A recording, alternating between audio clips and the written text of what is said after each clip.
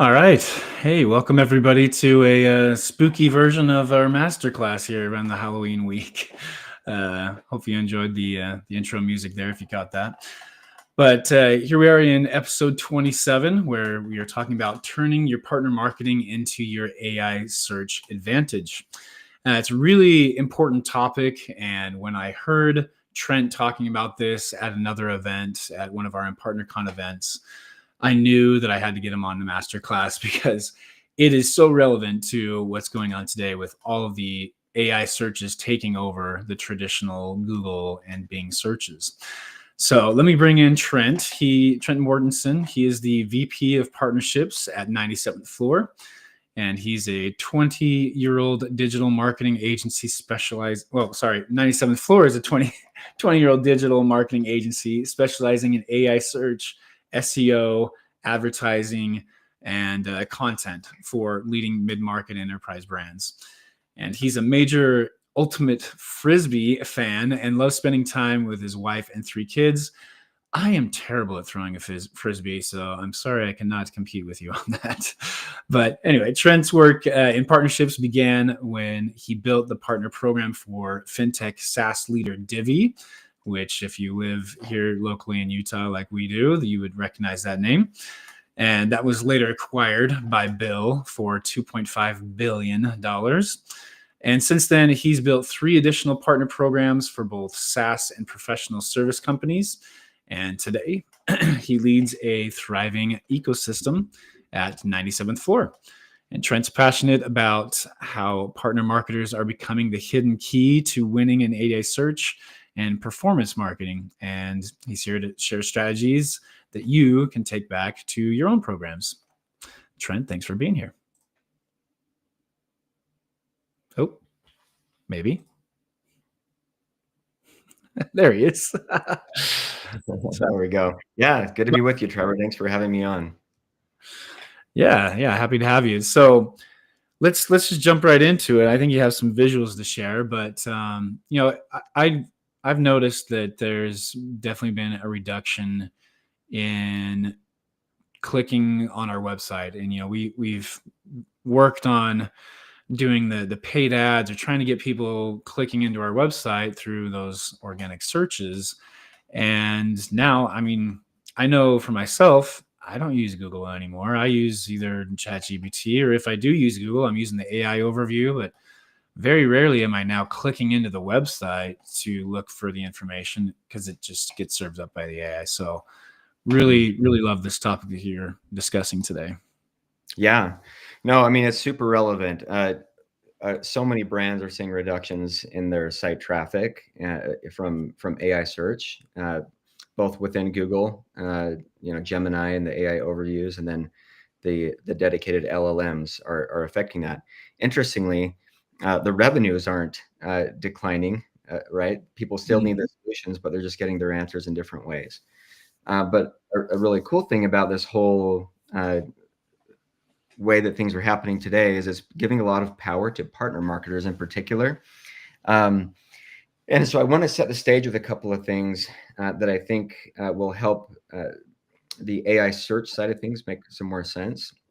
But what I want to do is start a little bit with what we're seeing from the standpoint of partner marketers, right? So we're talking about performance marketing tactics in the partner marketing space, right? And that's traditionally people have kind of, when they've thought about partner marketers, or partner marketers have felt this way. They're like, hey, we're direct marketing's little brother, right? We're kind of kept from all the juiciest information or most important resources that we need. We're kind of told to, hey, you're an afterthought. We'll fit your campaigns after we get all the big campaigns done.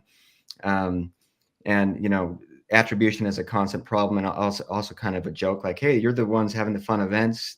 How do you know it's really leading to revenue? And then they're really kind of kept on a tight budget and expect to do a lot of things with fewer resources. So this is the kind of sentiment that I often hear from partner marketers that I talk to. And a lot of it's because of the way that partner marketing has been done in the past, but we're going to get into exactly what you're talking about here. So as I mentioned, the power dynamics are really changing when it comes to direct marketing and partner marketing. Just a funny thing here, but partner marketers may not feel this power shift, but you should after we talk about this today. So yeah, you already gave me a cool, nice intro. Thank you for that.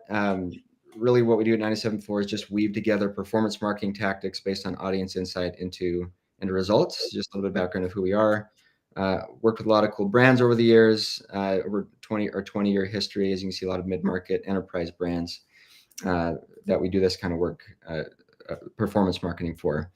So the challenge that we often see with partner marketing is it often gets put in a box, right? Just like I was talking about, events, enablement, small MDF allocations, and short timelines. The problem with that is that in B2B decision-making, which is much more complex, you really have to get deep enough into the decision-making committee and show value to a deep enough extent for conversions. And a lot of these partner marketing efforts go too shallow, right? So you can't really do much with a 5 to 10K MDF allocation. And often what we're saying is choose the better partners, invest more to get deep enough for decisions to happen. So why is this happening? Why is this power dynamic changing? Well, just like you said, it's AI, right? The way that people are searching for answers is dramatically different than it was 5 years ago. People are using longer inquiries. Their queries are much more detailed and specific, which is great. But it also means that traditional keyword focused efforts are not doing the job.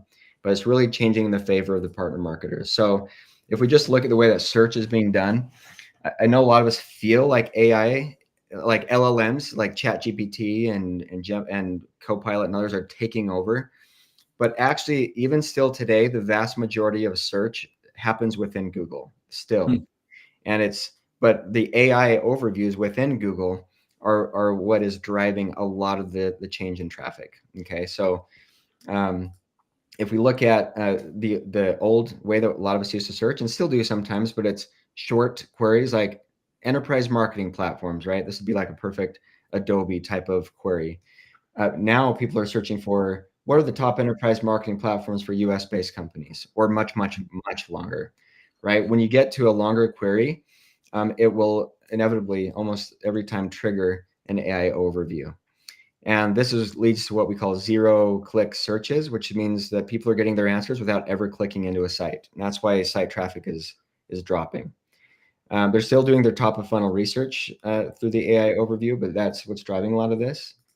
So the interesting thing is when the AI overview does not appear, kind of the traditional blue links SERP, 15% of B2B buyers are clicking on a site, but when the AI overview is triggered, it halves the click-through rate.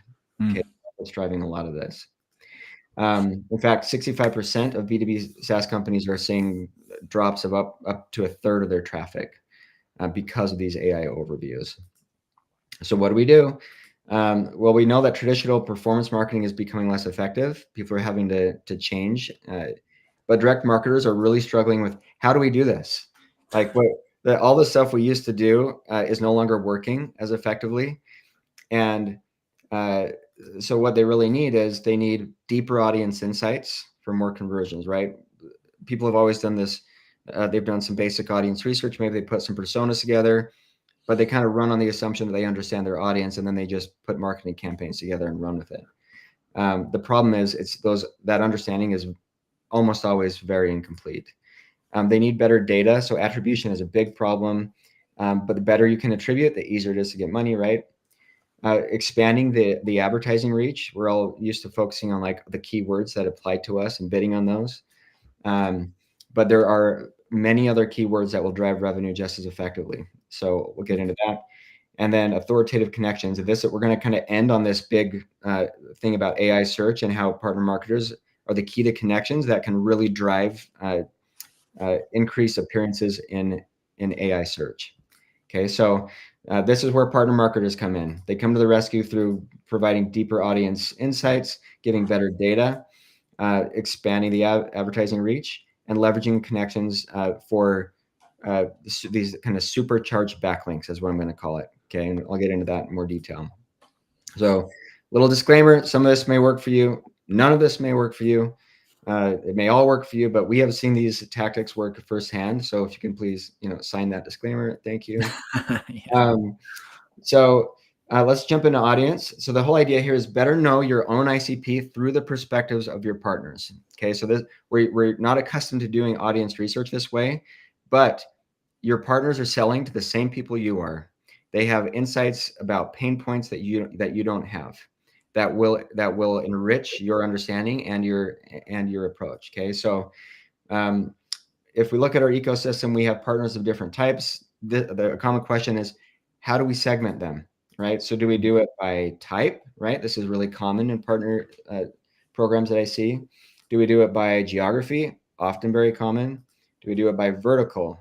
Often very common. Okay, so but from a marketing perspective, what we're talking about is we want to do it by audience.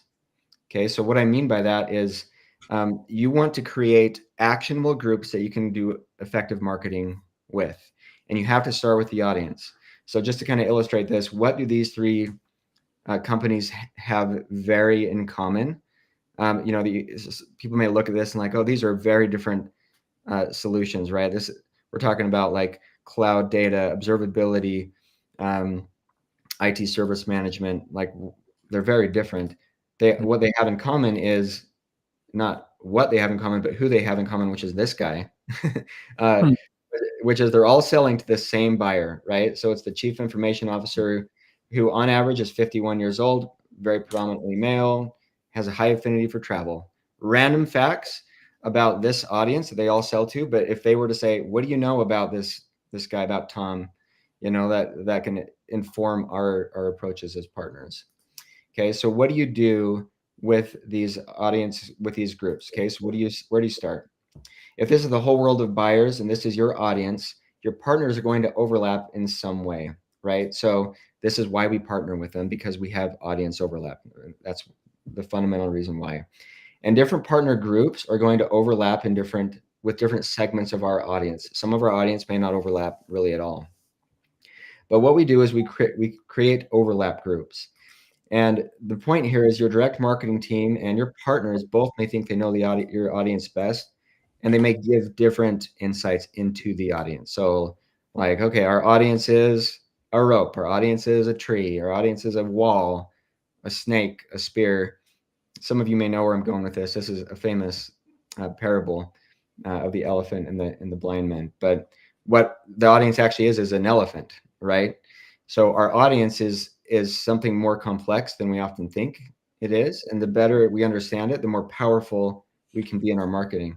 And even our best understanding is never going to give us a perfect fidelity picture of our audience, but that's what our audience is, okay, in all reality, figuratively speaking. So what we're trying to do with this audience understanding efforts with our partners is to go deeper than the traditional demographics, firmographics, right? So this is something we just call tap and share. Tap your partners for audience insights and be willing to share your own audience insights, right? This can come in the form of personas or buyer journey data that says, here are the questions that we're seeing them ask at different parts in the buyer journey. Here is intel that we've put together over time. You can even share ad accounts intel. This is going to be like raise some eyebrows, but why not? Like if it's not going to create a problem, share this data. Have an agreement with your partners and get insights into the best performing campaigns. CRM, win-loss data can be very valuable. Now, there's going to be gaps in audience understanding if you do this really well, where there is no information and original research is needed, which can be very expensive. But again, with partners, split the cost. If we have an overlapping audience segment, let's both understand this together and do it right. Okay, so another way to do this is we found at companies, at partner companies, that the best audience experts tend to be the content marketers, the product marketers, the very best sales reps, and that's a big reason why they're the best sales reps is because they understand the audience so well, and the people that are working with your audience every day, which is customer success. Okay, so these are some great places to start. Talk to these people at your partner companies and say, tell me what you know about this audience, who I thought I understood, right? If sharing is hard, there are research tools out there. We like SparkToro quite a bit. It actually it does a lot of things to pull audience data for those that are coming to your site or other sites. So you can use to say, tell me about the audience coming to this specific site. And you can get things like which social networks they prefer to use, the industries that they tend to work in, demographics, the search and AI tools that they over or under index on, the social side of things. All these insights are very helpful as you try to understand that audience. Okay, you can also just talk to mutual clients. So a lot of times people are very willing to give information. You just need to give them the right questions, right? And they're not going to think to share this information with you. So if you're trying to understand your own audience better, you can talk to your own customers and say, tell me why you work with this customer. This partner of ours. Which pain points do they solve? Help me understand the nature of your relationship, and that will give you insights into them, right? So you can also do this at events, right? Those same experts just talk to those people at your partners. So what we're trying to do is go beyond the traditional demographics, right? So our audience is people. They have complex lives. They have family lives, hobbies, and work lives. It's not just work lives, and that's important to understand. If we just look at demographics, we look at this person the exact same in every piece of their lives. It's not true. What we want to do is understand their actions and motivations so that we can tailor our solution to fit what's important to our audience, right? So this is all just information that if we can gather, if we can enrich our own understanding, this is like gold to our direct marketing team, right? This is what they want, but they're struggling to get. And you as the partner marketers or partner leaders have the ability to get this data. Okay, we want to talk about data. One of the biggest concerns, and this is leading into how AI search can be powerful here at the end, but attribution is a big problem in partner marketing. It's like a typical report, quote unquote, that probably a lot of us have seen after some kind of partner event, especially where MDF is involved. But hey, we held this event. This many people came. We handed out a bunch of swag. This was the cost. We think a couple may become leads, right? I mean, we kind of laugh at how terrible this is, but this is actually much more common than one would think. So what we've actually seen work is true reporting. So robust reporting that actually pulls real data on conversions and performance to better understand where we should put money. So what we're going to start with is a standardized report that has all the data that you want your partners to see in any kind of partnerships effort that they're putting on, for example, with MDF dollars, advertising content, whatever it may be. And this is just going to be a standardized report that can be copied and pasted across your entire ecosystem. So every partner that you're doing partner marketing with has the same report. So this is going to show things. It's going to be very clear on like the prioritized KPIs. You want it to motivate them and drive the intended actions, but it's also going to pull data directly from not only their ad accounts, but also their Google Analytics on what's actually working, right? What we're going to do then is compile all these different partner reports into a master report, and this is your report. So the whole idea here is see who are their top performing partners, the top performing campaigns, and use this as essentially a subsidized way of doing research. So I say subsidized because MDF and co-marketing efforts are often funded by both sides, often like 50-50. And this leads to great data. So it's like, okay, if these are our top performing campaigns, let's spread it out throughout our ecosystem. Use your partner ecosystem as a way of testing campaigns at scale. Okay, that's the idea here. The same thing can be done with organic efforts, right? So Google Analytics, we can pull in information from things like our partner marketplace. Any partner related content on the site can feed into these types of reports to understand performance. Okay, so the idea is, hey, direct marketing team, tell me I can distribute one more time. Here's a beautiful report that tells you exactly what our performance is. And what this allows us to do is just to kind of segment who are our best ads partners, who are our best content partners, who are our best event partners, and so on, and who should we just not touch with a 10-foot pole because they're just a big waste of money, right? So this is data that if we can show the performance of our efforts, that gives us much more power to get budget. And that data is gold, right?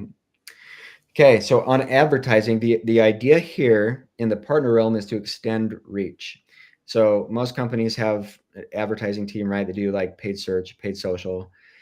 The idea is if you're doing MDF or co-marketing campaigns generally, you want advertising efforts to target your audience in ways that will drive revenue for you.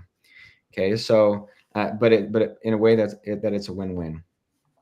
So the idea is you start with those target audiences those partner audiences that we've already talked about, and then the partner groups. So the questions to ask here when you're looking at, okay, which partner groups are we really going to focus on, is which ones have the highest ROI potential, right? So this is like revenue impact.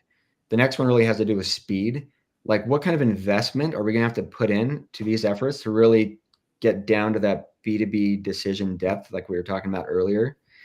And then the third question is, which groups can give us the best intel on our own audience? So sometimes it's worth investing in a partner group if you're not they may not give like immediate ROI, but it'll give it incredibly valuable intel. So that's another thing to consider.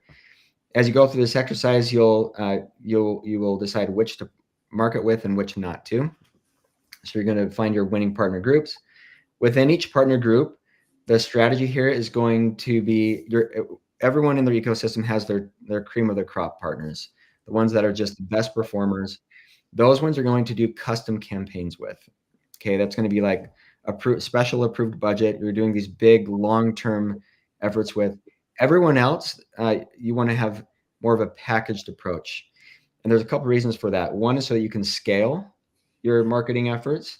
The other one is so that you can gather intel. Okay, so you might, for example, invest in ads, organic, and events, just as a quick example. And by having standardized packages, it enables you to see which partners perform the best and which campaigns are performing the best. So with ads, for example, if you had a certain partner group, you know your own audience, you might put something together like this. Okay, so the bigger partners are going to get the bigger packages, the smaller partners are going to get the smaller ones, but you're going to have a standardized way of saying, okay, if you get a 10K package, for example, you're only going to do ads in these two platforms. Our intel tells us that this is where our audience lives. Okay. Mm-hmm. And then what you're going to do is a lot of training. Now this gets hard, but it's well worth it, right? So a lot of partners, especially if you're selling into partners that don't have sophisticated marketing, you need to tell them how to spend your ad dollars that you're giving them, so they don't blow it on things like swag and worthless events. Those are great, though. Yeah, exactly. Yeah, thank you for this squishy ball. I will buy now. That's funny. Yeah, but this is a lot of work. Like this is telling them exactly how to spend the money. So there are some guidelines on this. One is making sure that your definitions are very clear on the KPIs. A common example of a problem area is what a conversion actually is, right? So what are we going to call a conversion? Well, you can call it a lot of things. Just make sure you're calling it the same thing, right? So if we're going to call it like demo request, that's what all the numbers say. These are the number of demo requests. You also need to have naming conventions, and this is important for like when you're naming campaigns so that you can roll all your ecosystem's efforts into a single dashboard for yourself. Naming campaigns make that much, much easier, or naming conventions. Okay, and then you're going to do standardized training on everything from campaign setup and management along all these different elements. Then what you're going to do, or one thing that we have found really, really helpful is, okay, we've got this set up. Now, which partners are ready to advertise? Okay, for example, so this is what we call a digital readiness score, things like digital presence, Google ads, Facebook ads, LinkedIn ads, technical site requirements. And we have a whole list that we go through when we're trying to assess digital presence. But this gives us a score where we can say, okay, these partners are ready to roll. Like, let's start investing now and start driving pipeline. These other ones, we just need a little bit of work so we know where to just to push them to the end and so on. This is called advertising reach, right? So the whole idea here is this, we're moving outside of our world of AdWords that we're really focusing on to those in our different partner groups. So for example, if one of our partner groups was a tech focused partner group, like if we're Adobe, for example, And we have cloud data partners like Snowflake. These are examples of partnership-related terms that relate directly to us, right? That Snowflake would be more than happy to bid on. So how to activate customer data in Snowflake, right? That's a branded term that also relates directly to us. Same thing, real-time data activation from Snowflake. If we're looking at like the ISV world, digital experience transformation consulting. Okay, so someone like a Deloitte would want to obviously show up for that, but so do we, right? So we want to bid on these shared keywords, and if we do it right with how we set up co-marketing spend, then our direct marketing team really benefits from these efforts. Okay, the last thing I'm going to mention on ads is we all have our main events that we go to every year, the big events that our direct marketing team really invests in or prepares for, but we want to extend our reach to other events that we don't usually go to, right? And there's things that we can do with MDF spend, which is like before event efforts, during event efforts, like the geo targeting, and finding people at an event that you're not even at to advertise to. And this can be done with partner ad spend. Same thing, like when all these people are heading home, you know that your audience, they're the ones that are largely in the Uber and Lyft cars on their way back to the airport. They're the ones in the airport after the event. You can also see who was in like this convention center at the specific time. And what you're doing is going from the handful of big events that you go to throughout the year to many, many others effectively through smart use of these funds. So this is what we call reach, and it's reach that only a partner marketer can give, or partner leaders. Okay, so we're getting into the most important part of this, which is most related to AI, which is LLMs and AI search work in a similar way to SEO, but in some ways that are different. Okay, Mm-hmm. and partner leaders are going to make all the difference in how this happens. Okay, so this is called leveraging your connections. What we're doing is, remember this little thing called AI search, AI apps. Everybody, that's all we all ever talk about these days. Your direct marketing team wants in, but they're struggling. Okay, partner marketers have the key to this. And to understand this, let me give a little bit of background. So in the old days of SEO, here was your site. It was a little bit weak. To try to make it stronger and rank better, there was too many things that were done. The first was backlinks. So this is other sites talking about your site. They have a link to your site. And this was Google's gauge of popularity.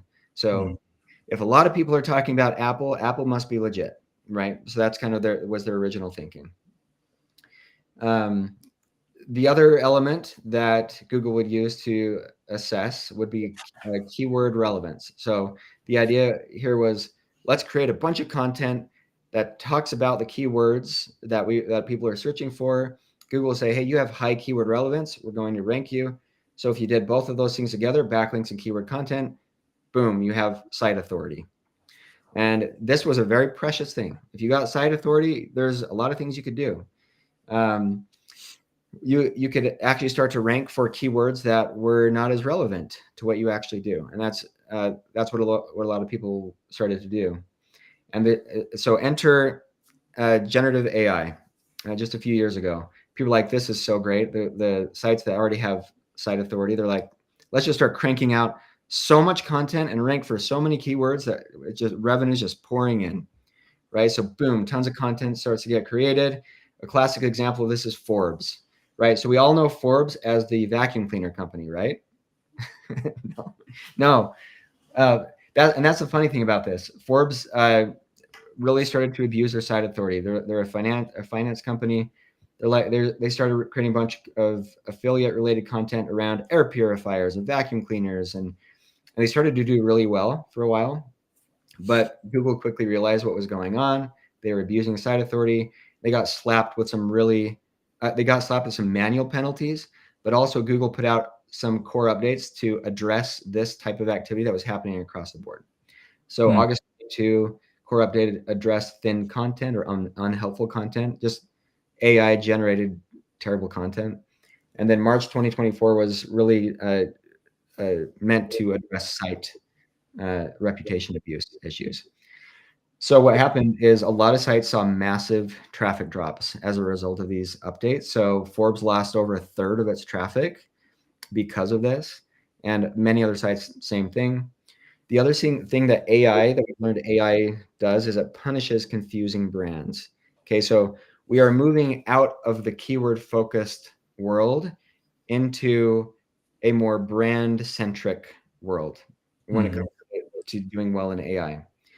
So Google and AI today, what they really want is a clear and consistent message. So starting with your own site. Okay, so if LLMs and Google see your site and they're like, what do they do? They're just confusing. Like they say over here that they're providing this solution, but they're also talking about this other thing that's totally unrelated. I don't know what to do, so I'm just not going to put them in. I'm not going to give them any brand mentions in AI search results. Okay, so a lot of what we're doing with clients right now is something called content consolidation. We're trimming out the unrelated content, which it would be unheard of back in the old SEO days. It's like back then it was like as much content as you can have. Today it's more focused content. You also want a lot of it, but it needs to be focused. The other thing here is other sites talking about your site. Are they saying about you what you are saying about you? Right. And so you need to make sure that both of these things are happening. So I'm setting the stage here to why partnerships are so important. If it's looking for just a brand consistency between your site and other sites, we've seen this kind of structure before, right? And as partnership leaders, this looks exactly like an ecosystem. Now, in the old days of backlinking, you really couldn't control what other sites were saying about you. You might do some outreach to them and say, hey, I've written this article that is just free content that I'll give you. But if you could just link back to my site, that's all I'm asking, right? But they would say no, or you didn't really have control over the content. If they said yes, that still had to be on like more about them and about their terms. In the partner ecosystem space, you have control over not only which sites can have content about you, but what the content is. And that's the cool thing is partnership leaders and partner marketers have direct relationships with these people at other sites that have high site reputation. So direct marketing team has your site, you have connection to the ecosystem, and you can create this dynamic. Okay, so a lot of our partners in our ecosystems has very high site authority, and there's a lot of content locations that you can target, like the partner marketplace, case study use case pages, product pages, event pages.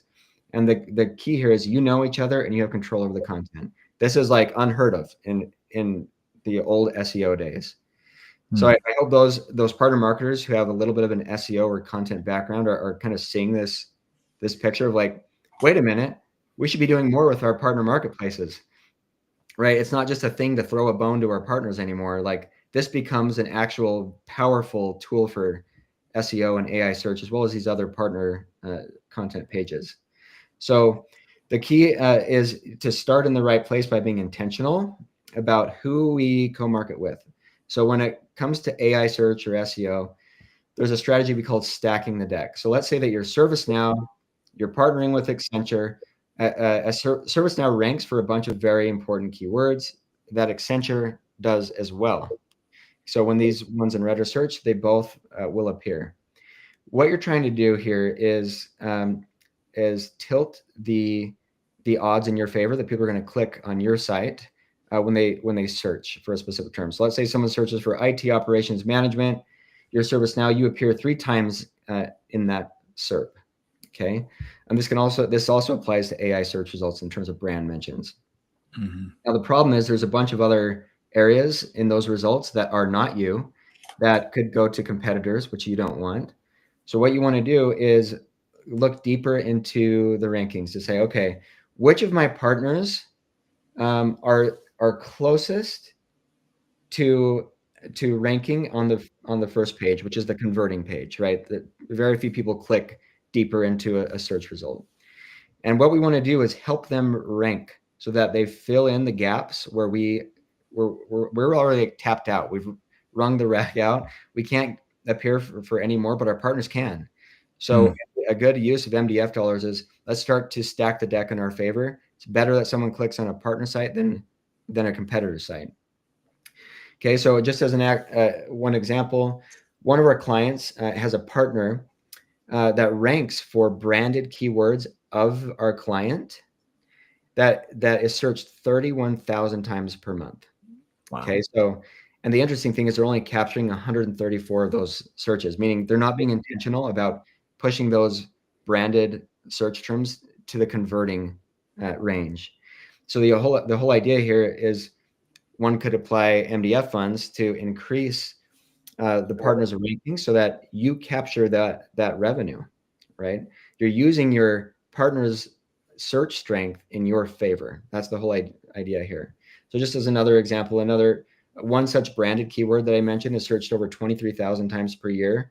And it's just, think of it in the B2B space, like those kinds of numbers, that's huge, right? So this is untapped potential. So this is no longer a partner marketing strategy.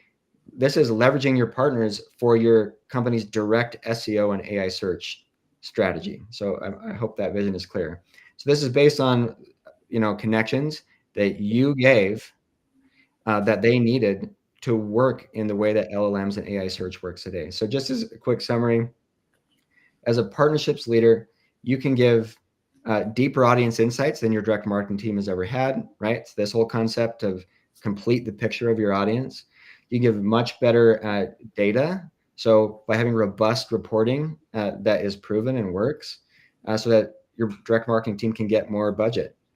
Extending the advertising reach through this partner marketing spend to make sure that you're capturing as much revenue as you can through those that are searching for solutions that are adjacent to you, but not directly to you, that is a conversion just as good as a direct conversion.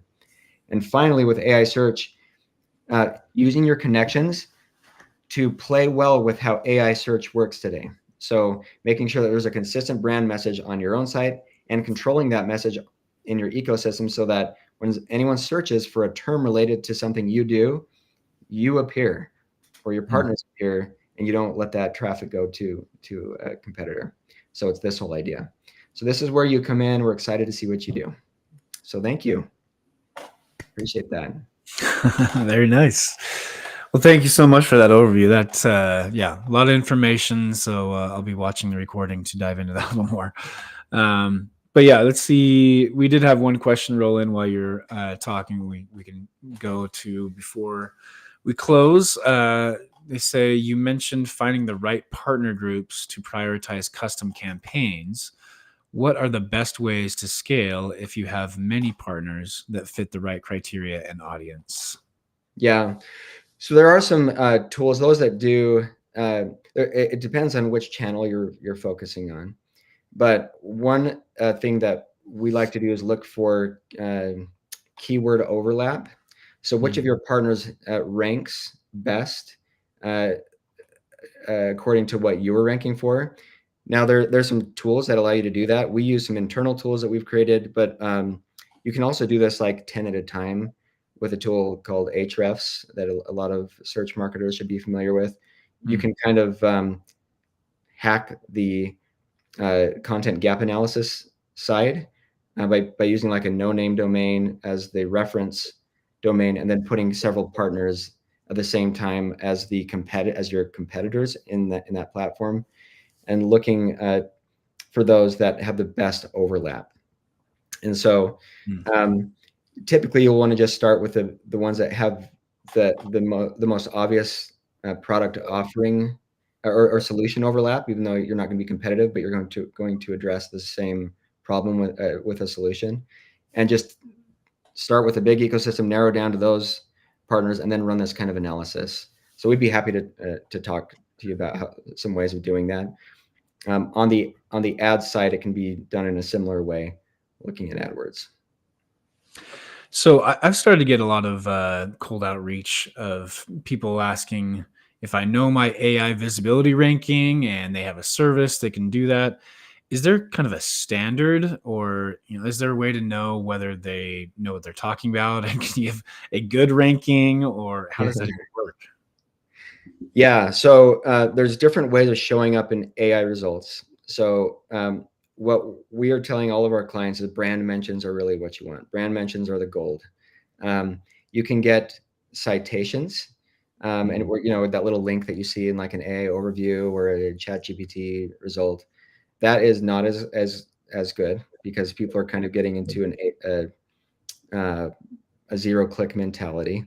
You can get citations that show up off to the right, and that's good too. But brand mentions are the thing that we want. So Ahrefs also has something called Brand Radar, where you can get it will sample you to see how you're showing up in AI search results. There's several other tools as well that have more of a real time approach. But yes, there are tools that are out there right now, and there's several that are coming onto the scene because this is so new. So yeah, there are some ways to kind of gauge how you're doing. Looking at the audience data is important, because what you'll find is that different audiences over or under index on certain LLMs. Certain go really heavy on Perplexity or Claude. Oftentimes, ChatGPT is like skyrocketed higher because of how it solves their problems. But knowing that helps you to know like really where to focus your AI search efforts. So we do cover that when we talk to people. Very cool. All right. Yes. Thank you for putting your contact information there if anybody wants to reach out with additional questions. But otherwise, we can say farewell for now. But thank you, Trent. And, yeah, great to be with you today. Thanks for having me on. Have a happy Halloween. You too. Take care. Thanks, everyone.